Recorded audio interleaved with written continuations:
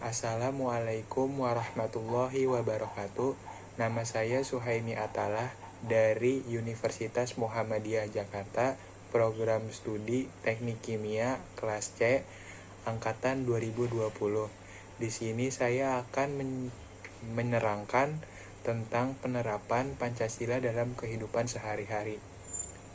Peran Pancasila dalam sehari-hari sangat penting, baik di kalangan anak muda ataupun generasi tua.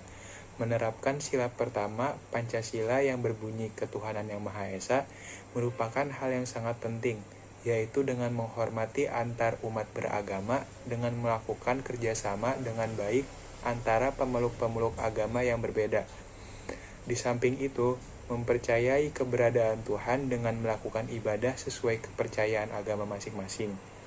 Kemudian, sila kedua Pancasila yang berbunyi kemanusiaan yang adil dan beradab, yaitu dengan tidak berbuat semena-mena terhadap orang lain.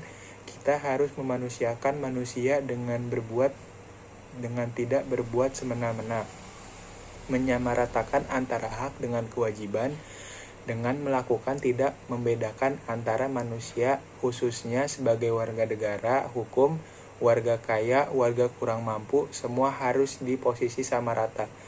Menjaga kelestarian alam dengan tidak membuang sampah sembarangan, menjaga tumbuh-tumbuhan agar tetap tumbuh dengan baik dan mengadakan gerakan penanaman hutan kembali.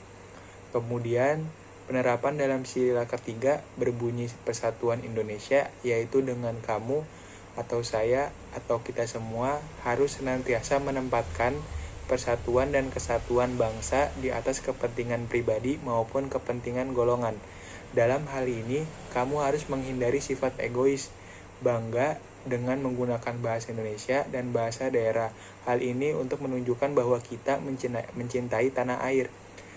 Yang terakhir yang harus kamu lakukan di sila ketiga ini yaitu dengan melindungi sumber daya alam dan melestarikannya dengan baik. Kemudian dalam sila keempat yaitu kerakyatan yang dipimpin oleh hikmat kebijaksanaan dalam permusyawaratan perwakilan, cara mengamalkannya dalam keseharian kita adalah dengan mengutamakan musyawarah untuk mufakat. Contohnya adalah dengan belajar menerima segala pendapat orang lain, walaupun itu tidak sesuai dengan keinginan kita, tetapi kita harus tetap menghargai. Selanjutnya, dengan ikut serta pemilihan umum, karena dengan kita mengikuti pemilihan umum, berarti kita sudah menggunakan suara kita untuk orang berpengaruh di negeri kita selanjutnya. Kemudian ikut mengawasi jalannya peran pemerintah dengan cara kamu bisa memberi kritik atau saran atas apa yang menjadi keresahan warga Indonesia. Sila kelima, yaitu keadilan sosial bagi seluruh rakyat Indonesia, yaitu dengan menghargai karya seseorang dan kita juga perlu menghargai karya kita sendiri. Selanjutnya, dengan meningkatkan kepekaan sosial dengan cara mengadakan kegiatan-kegiatan yang dapat membantu sesama, seperti halnya bakti sosial, donor darah, dan gotong royong setiap hari libur. Dan bertindak adil adalah perilaku berikutnya yang bisa kamu lakukan. Kamu atau kita semua harus senantiasa bertindak adil dalam segala aktivitas yang kita lakukan. Impact positif yang dihasilkan dari kita mengamalkan Pancasila adalah setiap kegiatan dan kelakuan yang akan kita lakukan bisa berpondasi dengan Pancasila. Dengan melakukan itu, maka kita bisa belajar menghargai satu sama lain. Pengaruh positif itu memberikan dampak dimanapun. Dampak positif pertama yaitu terjadi di lingkungan keluarga. Kita bisa merasa nyaman di rumah dan pastinya kerukunan dalam keluarga tetap terjaga. Pengaruh positif yang kedua yaitu di lingkungan masyarakat dengan terciptanya lingkungan yang aman, tentram, rukun, dan damai.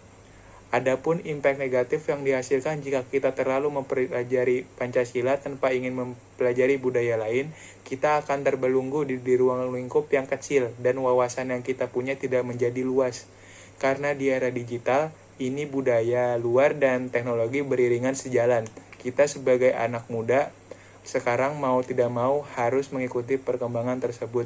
Karena semakin berkembangnya zaman, tidak bisa dipungkiri bahwa teknologi menjadi kebutuhan primer semua orang. Kesimpulan yang dapat kita ambil yaitu pendidikan Pancasila harus tetap selalu diterapkan dari sedini mungkin, dari keluarga, guru, lingkungan, masyarakat, harus tetap menjadikan Pancasila sebagai fondasi atas segala hal yang kita lakukan. Kita sebagai anak muda boleh mengikuti perkembangan zaman sekarang, tapi tetap menjadikan Pancasila sebagai fondasi atas apa yang kita lakukan, agar tidak salah kaprah dalam mengikuti era globalisasi. Demikian pemaparan dari saya. Kurang lebihnya mohon maaf. Wassalamualaikum warahmatullahi wabarakatuh.